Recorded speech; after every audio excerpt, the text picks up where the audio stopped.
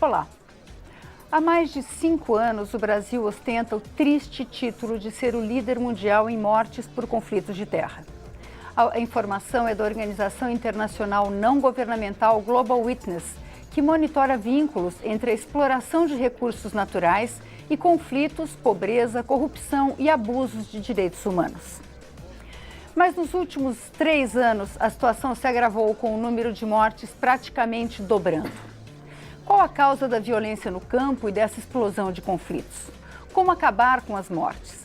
O Expressão Nacional vai debater o tema com o deputado Nilson Leitão, do PSDB do Mato Grosso, presidente da Frente Parlamentar da Agricultura, o deputado João Daniel, do PT de Sergipe, ex-integrante, não sei se ex-integrante, se existe ex, do Movimento Nacional do Sem Terra, o ouvidor agrário nacional substituto do Instituto Nacional de Colonização e Reforma Agrária, José Líbio de Moraes Matos, e o integrante da Coordenação Nacional da Comissão Pastoral da Terra, Paulo César Moreira Santos. E eu gostaria que a gente começasse essa conversa vendo um gráfico que mostra como as mortes no campo evoluíram de 2003 para cá. Um recorde de 2003 para o segundo lugar em 2016, com 61 mortos. Então a gente tem lá 2003, 73 mortos. Aí teve uma queda em 2010, que foi mais ou menos estável, 34, 29, 36, 34, 36. 2015 foram 50 mortos, 2016, 61. Nós estamos em setembro e nós tivemos 60 mortos até agora. Meus senhores, o que está acontecendo? Deputado João Daniel, por que isso está acontecendo? Olha, primeiro eu queria saudar o programa, todos que compõem este debate, o deputado Nilson Leitão, o representante do INCRA, da Ouvidoria, o representante da CPT e todos da TV Câmara. A questão da violência no campo é parte da história do Brasil que tem a ver com um grande problema. O Brasil foi o país que fez a libertação dos escravos em 1888, mas não fez a distribuição da terra, não fez a reforma agrária. Então, nós vivemos uma luta desde o início da história do Brasil, como poucos países. É a força dos donos da terra contra aqueles que lutam para ter um pedaço de terra, seja os povos indígenas, os quilombolas, os poceiros, os sem terra. E nós vamos pegar todas as lutas históricas do Brasil, tem a ver com a questão da terra. É o massacre de Canudos, mais de 3.000 famílias dizimadas, mortas pelo Estado brasileiro, até os recentes. Nós vamos pegar o massacre de Colniza, no Mato Grosso, o massacre de Pau d'Arco, lá no estado do Pará, recentemente, e agora, dia 6, mais 2 assassinatos, o casal Tereza e o esposo, lá no Mato Grosso, novamente, por luta pela terra, pelas cooperativas, pela agricultura familiar. Então, o nosso problema central está na propriedade da terra. E essa propriedade da terra teve tanta força que ela se faz presente dentro do poder do Estado.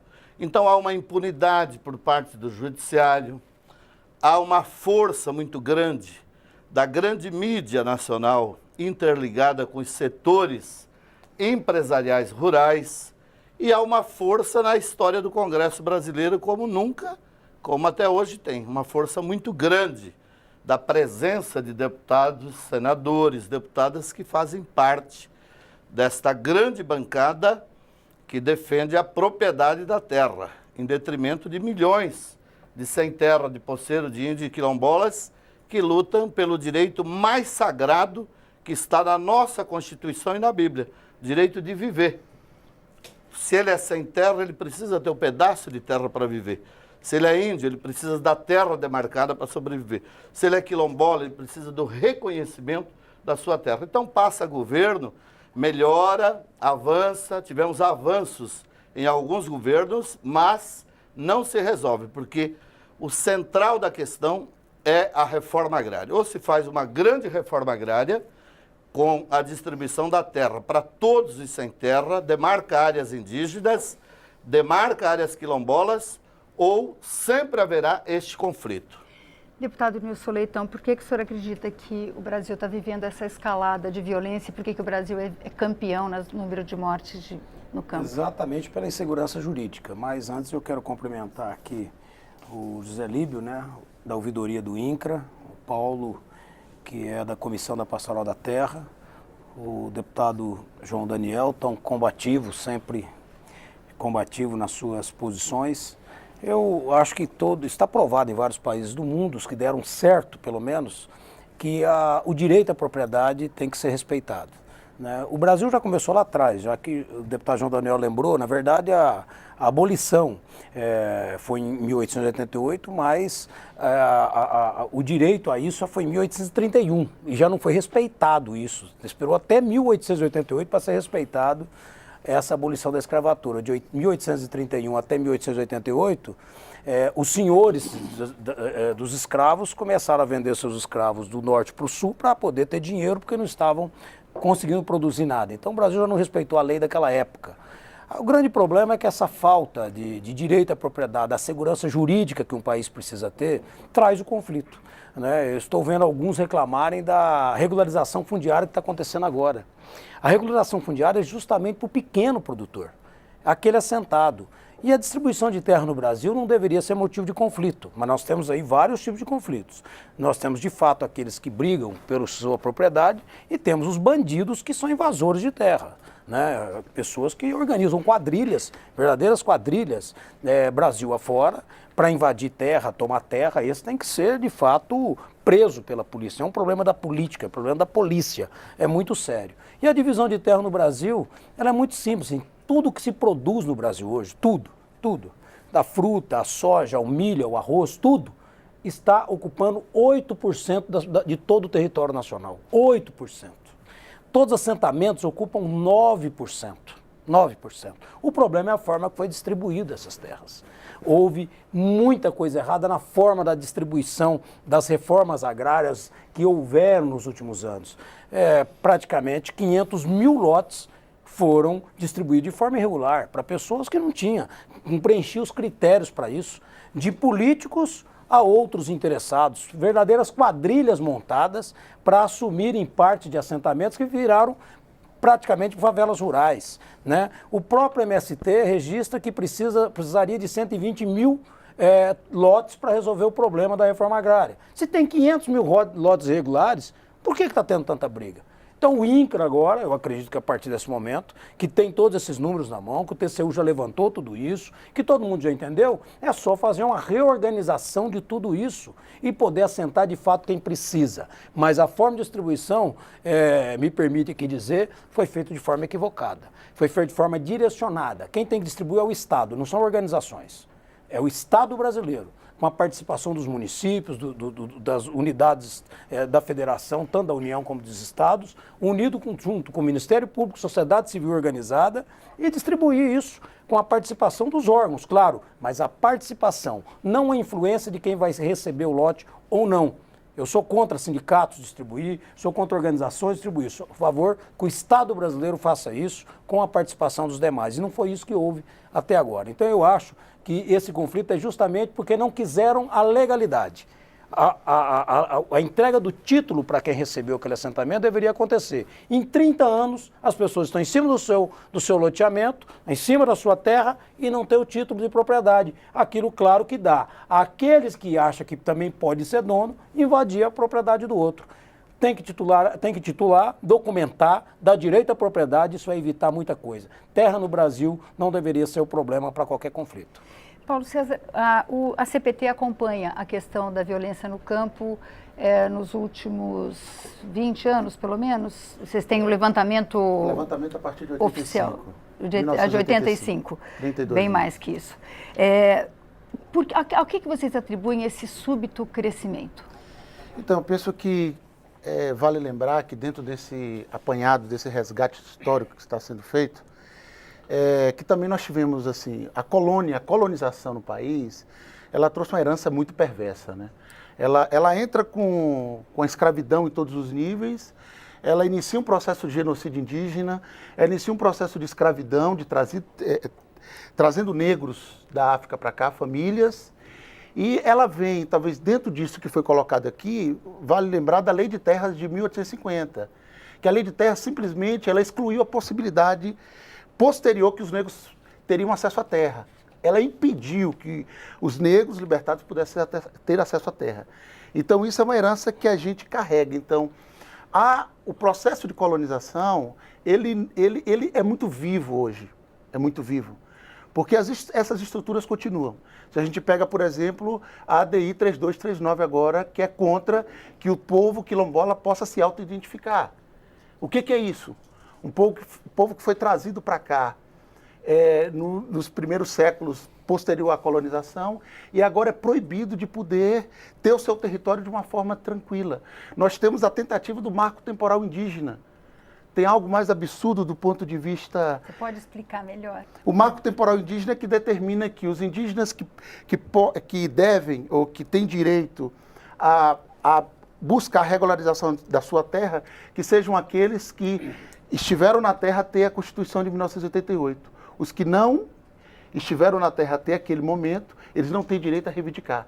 Então desconhece todo um processo de expropriação que há de violência sobre os povos indígenas. E, nesse sentido, as políticas para o campo sempre foram políticas frágeis. Mas, principalmente a partir do ano passado, a partir do impeachment, nós estamos com um apanhado, uma avalanche de políticas contrárias ao povo do campo. Porque, como o deputado Nilson Leitão diz, segurança jurídica, mas a gente pergunta, segurança jurídica para quem? Como que vai emancipar um assentamento que não tem o mínimo de estrutura, que são favelas? Como que você torna jurídico uma favela rural, onde aquelas pessoas têm o mínimo de estruturação, porque a maioria delas não tiveram um acesso adequado aos créditos, não tiveram condições.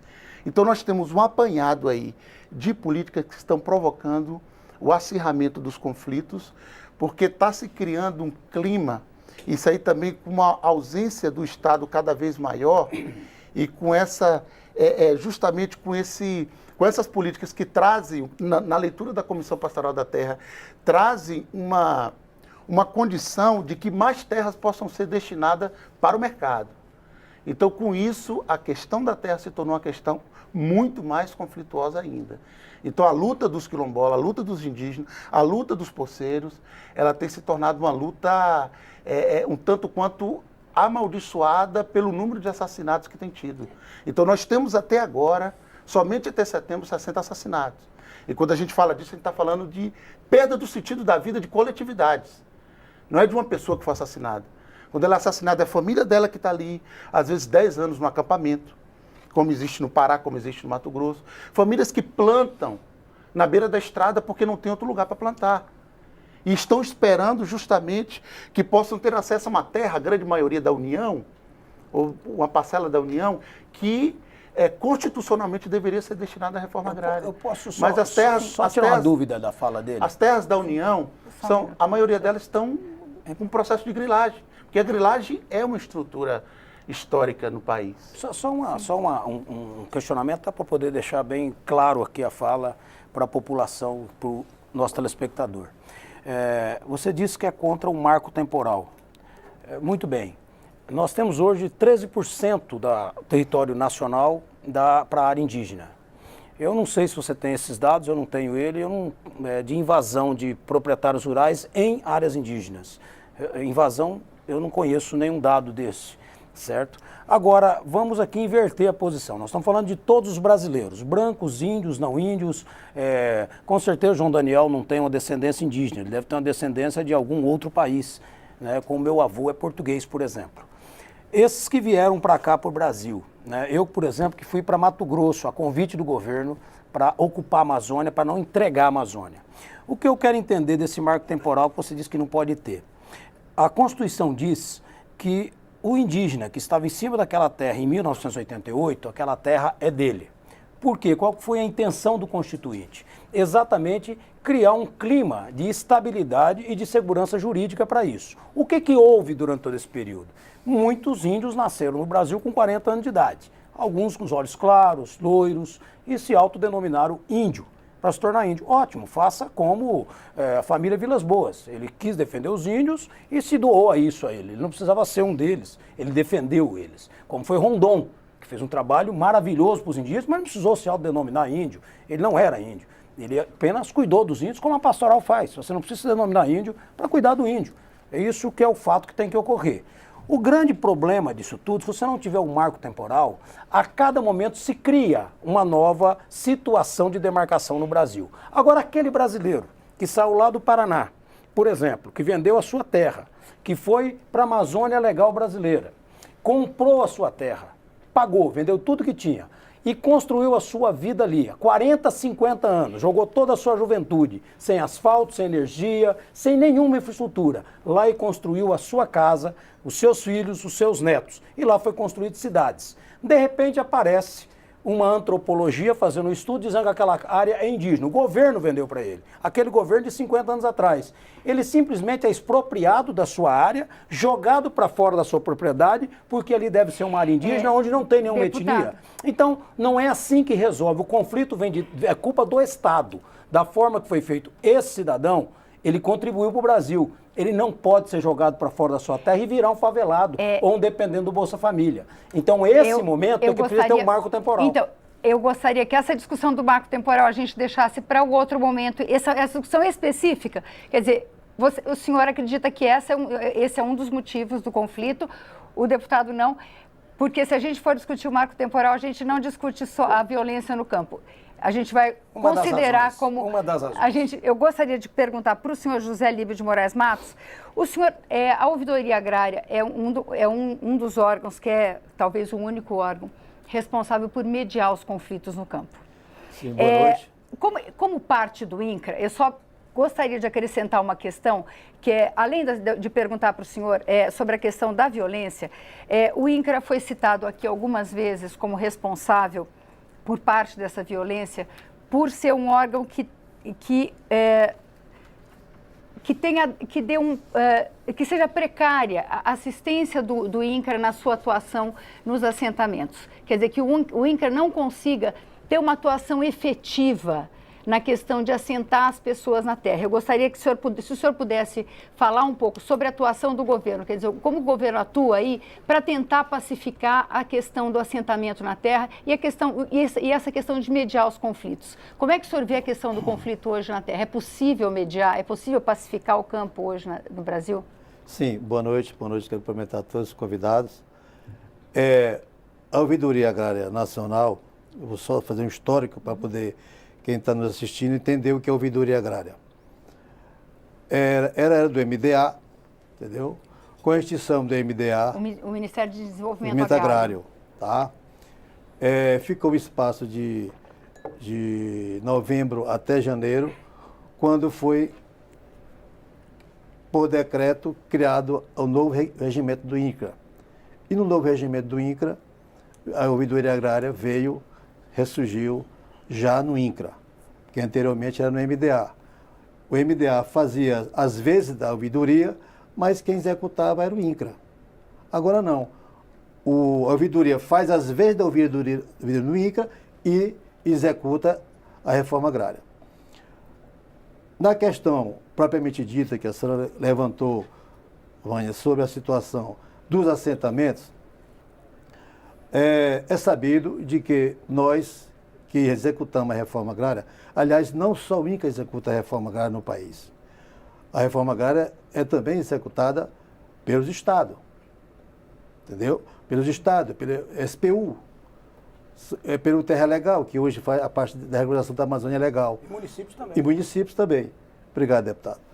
E o INCRA tem a sua parte da reforma agrária, que está aí. Eu não acredito, como 37 anos de casa, tá? Sou do INCRA e acompanho e comecei na Transamazônica, passei pelo sul do Pará, em Marabá, estou aqui em Brasília, mas que eu venho acompanhando a situação, os assentamentos, na realidade, são feitos dentro das normas e da legislação vigente. O INCRA só assenta aquele realmente que tem o perfil que seja e tem a aptidão agrária, a aptidão de trabalhador rural. Passamos pela turbulência, passamos na questão dos assentamentos. Foi uma avalanche entendeu? Que ficou uma coisa meio desordenada, mas nós estamos recuperando essa situação através do novo plano, né, que nós estamos implantando pelo INCRA. Hoje, o nosso presidente Leonardo Góes, com todo o esforço que ele está desenvolvendo na frente do INCRA, por ser também uma pessoa da casa, e o nosso ouvidor agrário nacional, Jorge Tadeu, que também é da casa. Nós estamos acompanhando todos os conflitos nacionais. Antes, a Ouvidoria Agrária Nacional tinha 22 servidores, nós estamos com 7 servidores, com todo esse enxugamento do quadro, entendeu? E da situação econômica que nós estamos passando. Mas o INCRA, hoje, a Ouvidoria Agrária, que é o seu papel, a atribuição de mediar e interceder junto aos órgãos como o Judiciário, Ministério Público, o Estado, o município e os movimentos sociais, nós estamos dando um grande avanço, tá, na questão do conflito. É lógico que a gente não tem o domínio de tudo, porque ninguém controla a cabeça de outra pessoa, do ser humano. Ninguém controla.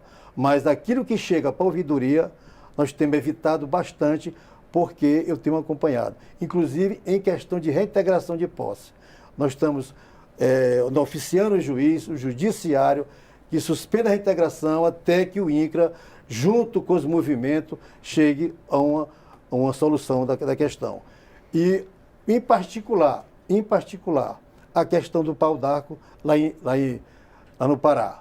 Eu acompanhei, já fui lá 2 vezes em Redenção, reunimos com a Liga dos Camponeses Pobres, acompanhado da CPT, eu até comentei com o Paulo, que é a Ana que esteve na reunião com a gente, tá? Fizemos tudo. Hoje a área está com o processo pronto aqui em Brasília para aquisição do decreto 433, que é a venda direta. E com a nova lei 13.465, ela nos beneficiou mais ainda a situação da aquisição, que agora é em dinheiro. Tirou aquela questão dos TDAs em questão de conflito, como é o caso do pau d'arco. Bom, esse debate vai continuar, mas a gente vai fazer um pequeno intervalo. Enquanto isso, mande a sua participação, que a gente está esperando. Até daqui a pouco.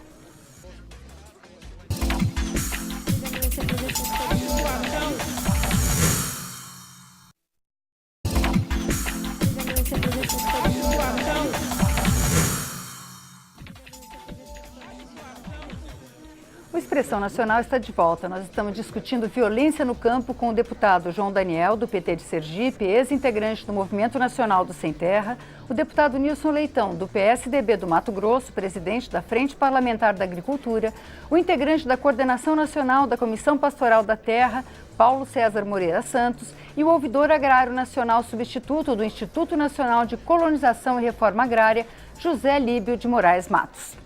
A gente terminou o último programa, o último bloco, tentando identificar os motivos da violência no campo. E eu queria perguntar agora para os deputados e para os nossos convidados, o deputado João Daniel, perdão, quando ele começou a falar, ele falou também da impunidade. Esse é um motivo, em toda a pesquisa que eu fiz, esse é um dos motivos apontados por diversas pessoas como um dos motivos aí da violência no campo. E eu encontrei um dado da Ouvidoria Agrária Nacional, um dado bastante antigo, um dado de 6 anos atrás, mas que me chamou a atenção. O Procurador Agrário Nacional, em 2011, ele disse que dos 219 homicídios ocorridos no Pará, tinha havido apenas 4 condenações. Esse é um número bastante expressivo. Mas tem um outro número de pessoas presas também no Pará. De 2015 foram 80 pessoas, em 2016 foram 228, quer dizer, aumentou muito o número. Está diminuindo a impunidade, deputado João Daniel? Bem, primeiro só para fazer uma correção, eu sou integrante da Via Campesina e do Movimento Sem Terra, viu? Com muito orgulho. Nunca Não. E assentado, sou pequeno agricultor assentado, de assentamento de reforma agrária. Eu queria fazer uma questão aqui, primeiro com relação ao INCRA. É preciso que se diga que após este golpe dado da retirada da presidenta Dilma, o governo federal, eu tenho todo o respeito por José Liber e por Jorge Tadeu, conheço, são pessoas, funcionários corretos. O governo federal, por pressão da bancada ruralista, destituiu, sem sequer dar um telefonema, o ouvidor agrário nacional que cuidava da questão da violência do campo, que era o desembargador Gersino, com sua equipe. Era direto ligado ao Ministério do Desenvolvimento Agrário. O Ministério do Desenvolvimento Agrário foi retirado. O governo que está aí retirou o Ministério, extinguiu o Ministério e nós temos uma violência que avança. Eu queria fazer contestar rapidamente o deputado Dilson Leitão. Primeiro, você coloca assim, João Daniel também não é índio, é de outro país. Eu não sou de outro país. O Brasil é um país que tem uma origem e uma história de imigrantes. Aqui tem a história dos povos originários, que são os donos verdadeiros, que é os índios. Tem os negros que vieram, foram escravizados, que o Brasil deve uma dívida histórica. O assunto quilombola não deveria ser discutido, questionado. Deveria ser reconhecido e demarcado. E a questão da terra, não é problema de falta de terra. O nosso problema é que a propriedade é poder. Quem tem propriedade tem poder. Então, esse poder, a partir do momento que se retira a presidenta Dilma, está aí o resultado. 60 assassinatos e volta os massacres. Porque voltou o poder do latifúndio, do grileiro. E os verdadeiros invasores, deputado Nilson Leitão, são os grileiros de terra desse país, que hoje são acobertados pelo governo, pelo atual governo. Tem uma bancada poderosa ruralista que defende de unhas e dentes. Usaram aqui nesta casa uma CPI para criminalizar os índios, os quilombolas e os sem terra e colocaram numa situação de denúncia bispos, procuradores federais, tudo. Então há uma ofensiva nesse momento no Brasil e esta denúncia é internacional, a Comissão de Direitos Humanos está fazendo a nível internacional, que é tentar enfraquecer o INCRA. Quando o José Líbio coloca a questão da compra, isso é importante. Agora, pergunte a ele qual é o orçamento para 2018. O orçamento, o governo retirou praticamente o orçamento do INCRA. O orçamento do INCRA é minguadinho, pequenininho, que é para não resolver o problema dos conflitos rurais. Hoje tem mais de 120 mil famílias acampadas e não se resolve com regularização de lotes existentes. Se resolve com desapropriação de terras, retomada da reforma agrária. Então nós vivemos um momento conservador no Brasil, onde as forças reacionárias que não ganham no voto da eleição, não elegeram por 4 vezes o presidente da República. Por isso que nós temos 2004 a 2015 uma diminuição da violência no campo. Você não tem praticamente massacres, assassinatos e o direto com lideranças, você tem apuração e punição. Você tem um Ministério da Justiça e Polícia Federal que atua com força. Valeu. De lá para cá, quando cai a presidenta Dilma, que derruba nesse golpe, você tem um avanço das forças conservadoras. Então é preciso dizer que nesse momento há uma ofensiva contra todos que lutam em defesa da terra. Contra o INCRA, querem enfraquecer o INCRA, contra a CPT, contra os movimentos sociais. Mas isso é importante, eu estou te rebatendo porque você, às vezes, a bancada usa muita força, muita arrogância. Vamos lá. Deputado Nilson Leitão, eu só queria lembrar que o ministro da Justiça, Torquato Jardim, ele disse a um grupo de índios guaranis que há uma bancada parlamentar que tem feito pressões imensas contra os indígenas. Bom, primeiro, eu respeito muito o ministro, mas com certeza não foi pressionado por nós. Ele deve estar achando outra bancada em outro lugar. O ministro Torquato devia ter mais cuidado com o que ele fala, até porque não existe pressão nenhuma. Vamos aqui, já que estão falando tanto, não queria nem politizar, nem partidarizar esse debate, mas o Paulo já citou isso, partidarizando, dizendo que a partir do impeachment que teve problema, no governo do PT foi maravilhoso. O governo do PT de 13 anos de governo não resolveu o problema agrário do Brasil. O governo do PT de 13 anos foi o que menos assentou, menos que Fernando Henrique Cardoso. Foi o que menos demarcou terra indígena, menos que Fernando Henrique Cardoso. 13 anos é uma vida. Meu filho tem 12 e é uma vida fantástica. É muito tempo. É intensidade demais, 12 e 13 anos. Em 13 anos, esse grupo não quis resolver o problema agrário. Não quis. Eu nunca fiz pressão para trocar funcionário nenhum. Nenhum.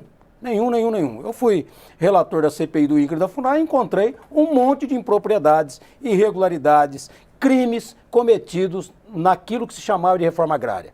O problema é que, quando se trata do MST, desses movimentos, acham que invadir é normal porque estão em busca do seu direito, né? Invadir propriedade, para mim, não é coisa de direito.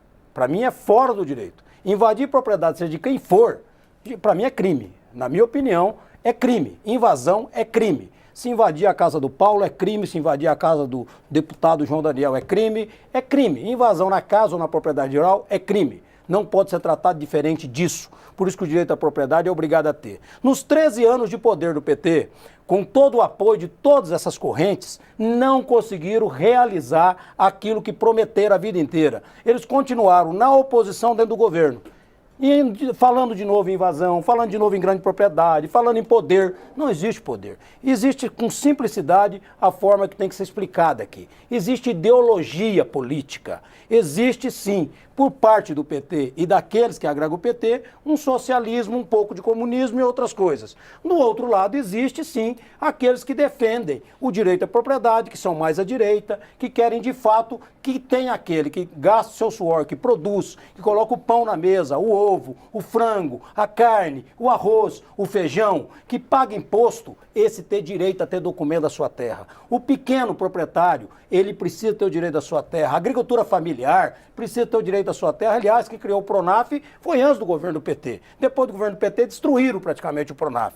Então, todos esses programas para o pequeno ficam muito no discurso, mais querendo balançar a bandeira na rua do que, de fato, resolver o problema político dos pequenos e do conflito agrário. Os números citados aí de mortes, há contestação, inclusive pública, sobre isso, da quantidade de morte em conflitos agrários. Não é verdadeiro os números apresentados aí. Os números verdadeiros podem ser apresentados de outras formas, mas no conflito, de fato, não houve. O conflito existe de invasores. Houve conflito de invasão de propriedades com documento, de laboratórios, de centros de pesquisas, que houve invasões e muitas invasões, que devem ser detidos pela polícia e não só pela política. E aí, eu aqui entendo a defesa do deputado João Daniel, que é do setor, que defende o movimento sem terra. O melhor jeito de resolver o problema do sem terra é dando terra para quem precisa.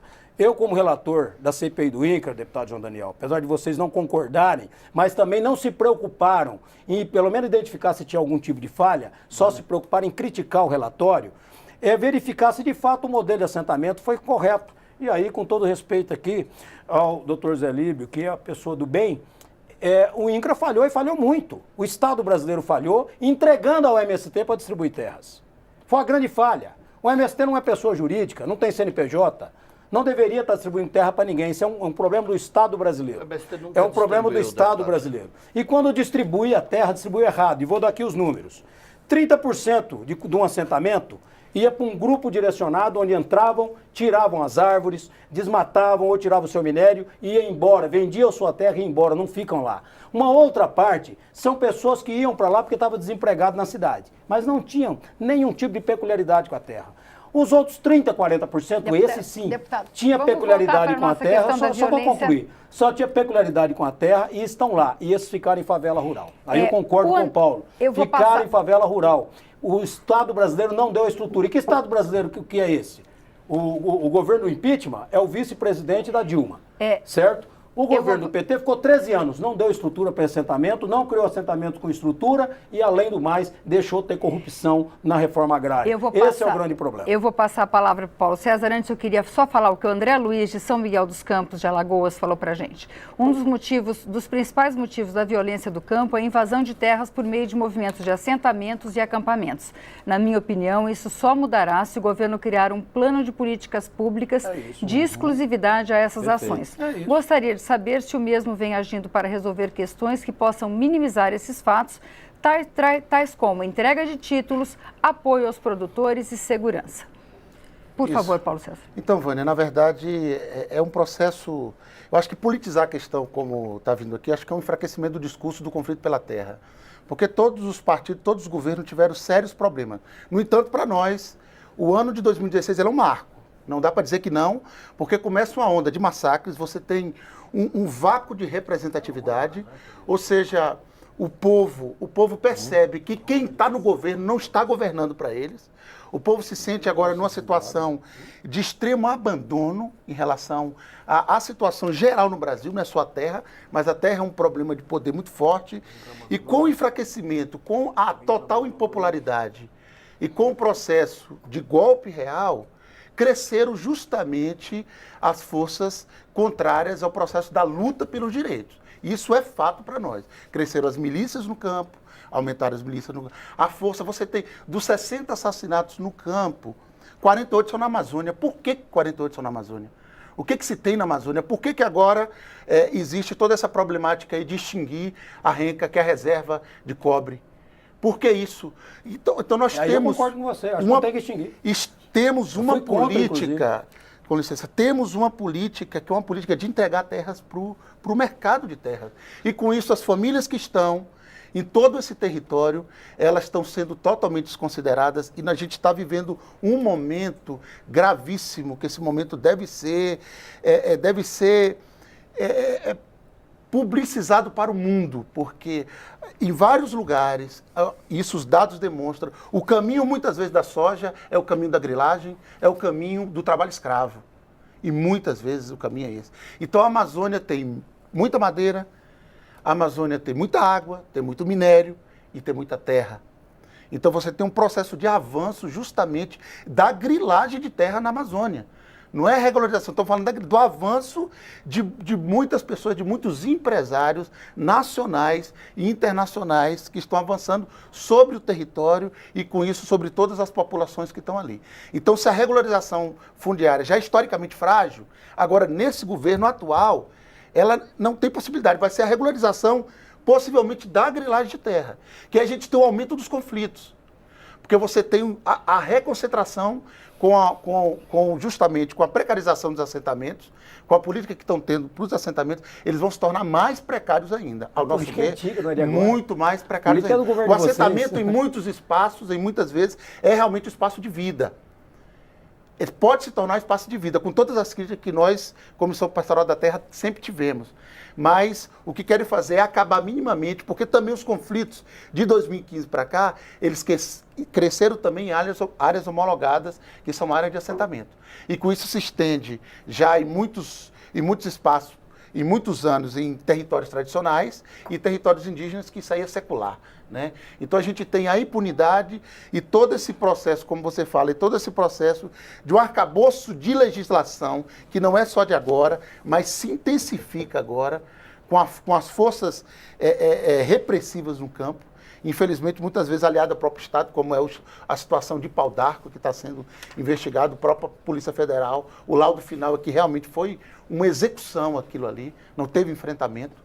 A Polícia Federal determinou isso. Então a gente vive um momento assim gravíssimo, que é a violência sobre essas famílias. Senhor José Líbio, eu sei que o senhor é do Executivo, o senhor não é do Judiciário, mas como eu citei aqueles dados da própria Ouvidoria Agrária, existe uma omissão do Judiciário em zonas de conflito agrário? Quer dizer, quando a gente fala em impunidade, a gente fala sempre de mortes, sempre não, mas muitas vezes de mortes anunciadas, de lideranças de agricultores, de lideranças indígenas, que se sabe há anos que correm risco de vida, que são assassinadas e que nunca se encontra quem é o responsável pela morte. Existe uma omissão do Judiciário? Ô, Vânia, eu não posso responder pelo Judiciário, sim. Até porque você iniciou dizendo que eu sou do Executivo. Uhum. Eu sendo do Executivo... Mas qual a impressão que o senhor tem? Esses números que eu falei são da própria ouvidoria. Sim, mas da ouvidoria a informação, mas a informação do dados que foi fatos acontecidos, e a ouvidoria levantou e informou. Mas que a ouvidoria tem o dever de procurar e cobrar o judiciário sobre essa situação, não. Mas nós, como da ouvidoria, temos o quê? Que acompanhar. Agora mesmo, esse de Pau d'Arco, eu fui com o delegado da Polícia Federal que presidiu um inquérito, fui com o secretário de Segurança Pública do Estado do Pará, oficializamos ele, oficializamos a juíza agrária, o promotor agrário, entendeu? Nós acompanhamos o inquérito, mas isso aí não é parte da ouvidoria agrária. A ouvidoria trabalha junto com a Justiça, não? Trabalha, sim, senhora. Mas lá já tem uma conclusão, né, José Líbio, sobre o massacre, né? Foi um massacre realmente. Eu vou lhe confirmar aqui. A nossa atribuição é, na realidade, a interseção junto ao Judiciário, Ministério Público, movimentos sociais do Estado e município. E qual a sua impressão? A impressão é só cobrar do Judiciário. E nós sempre acompanhamos essa situação. O deputado João Daniel, tá? A situação lá, quando nós começamos a acompanhar, entendeu? Isso foi dito pelo secretário de Segurança Pública do Estado do Pará, em rede nacional. Foi uma execução. Abro aspas e fecho aspas. Isso, palavra do secretário. Porque lá não foi uma reintegração de posse. É bom que fique bem claro. Lá foi uma busca e apreensão, tá? E decretado prisão preventiva de alguns que se encontravam lá. Entendeu? Não foram alguns que se encontravam lá. Lá não foi reintegração de posse. A reintegração de posse tinha sido em 2015, na época que estava ainda na negociação da área. Tá? Mas lá foi a questão. Mas ninguém tem o direito de tirar a vida de ninguém. Até porque a gente tem que defender o ser humano. Não tinha o direito de chegar lá atirando em ninguém, mandando se ajoelhar e atirar. Não tinha esse direito. Tá? Mas a preocupação nossa da ouvidoria é esta. Tanto acompanhar, tanto a prevenção, no acompanhamento dos fatos, do conflito, e também acompanhar no judiciário. Eu acabei de informar aqui no bloco anterior que nós oficializamos os juízes para suspender a entregação de posse, ao Ministério Público para se interceder, a Defensoria Pública Federal, o próprio Ministério Público, a promotoria estadual, quando é a questão estadual. Sim. Então, a nossa preocupação é essa. E nós estamos atentos, vivos, porque a nossa pretensão é prevenção. Eu gostaria de saber dos deputados, nessa última semana surgiu uma informação, o Ministério Público Federal investigando a morte de índios isolados na Amazônia. Provavelmente a suspeita é de que eles tenham sido executados por caçadores e mineradores de extração de madeira e mineração ilegal. Como é que os senhores veem essa questão de regiões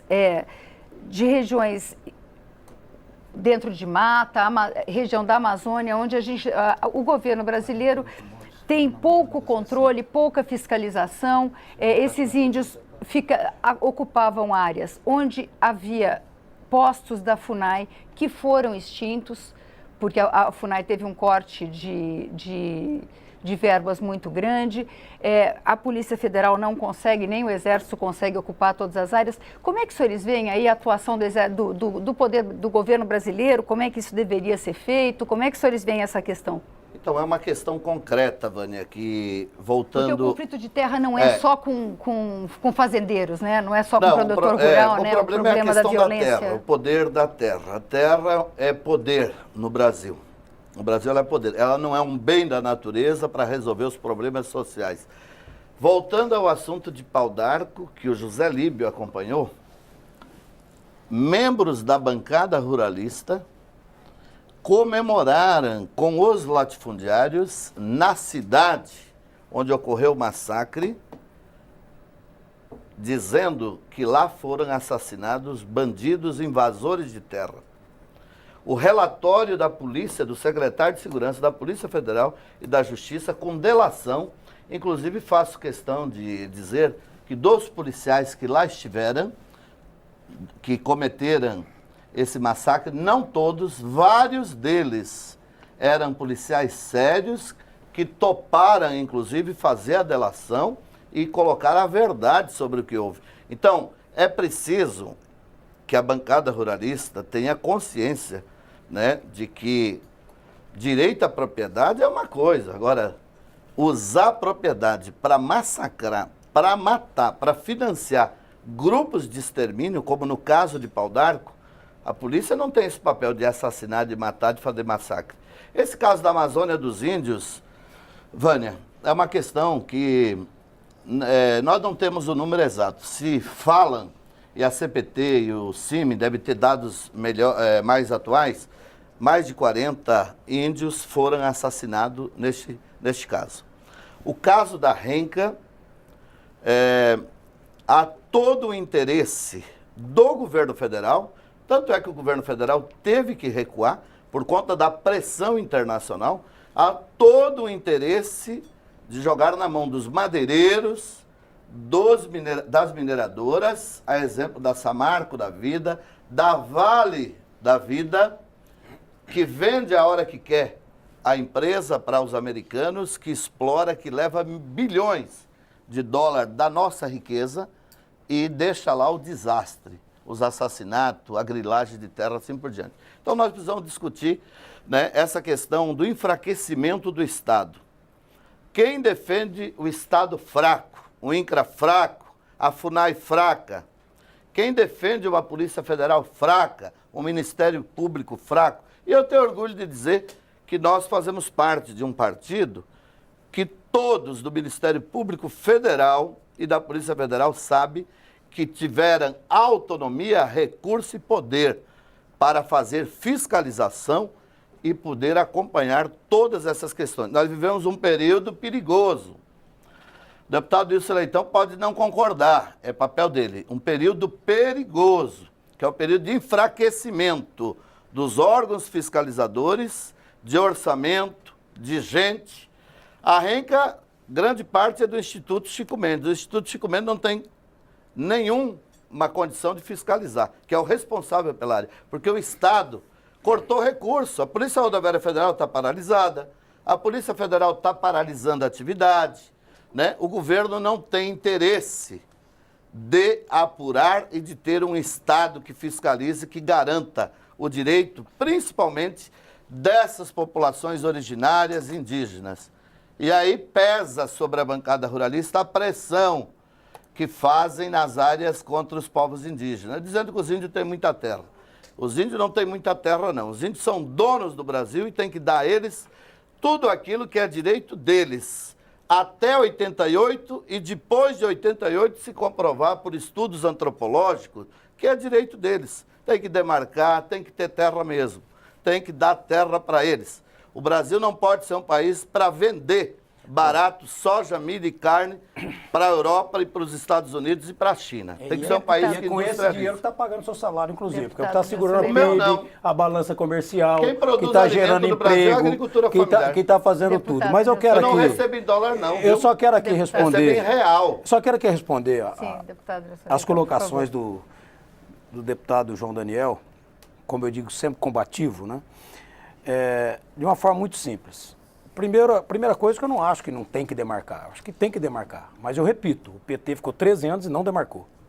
Não tem nenhuma demarcação. Mas tem 517 anos. Não faz em 13 anos. Não, mas não tem nenhuma demarcação dos últimos 10 anos que está consolidada. Todas elas estão judicializadas. Quem judicializou? Segundo, que se judicializou porque tem problema jurídico, né? Não, há questionamento da bancada ruralista. Claro ruralista. que tem, lógico. Não, bancada ruralista não entra. Mas não vamos bater boca aqui, né? Porque vai ficar ruim aqui pro telespectador. Vai achar que os deputados não têm educação.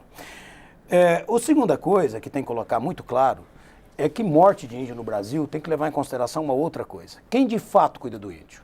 Entrou no Brasil entre 2009 a 2015 quase $1 bilhão de recursos internacionais para inúmeras ONGs.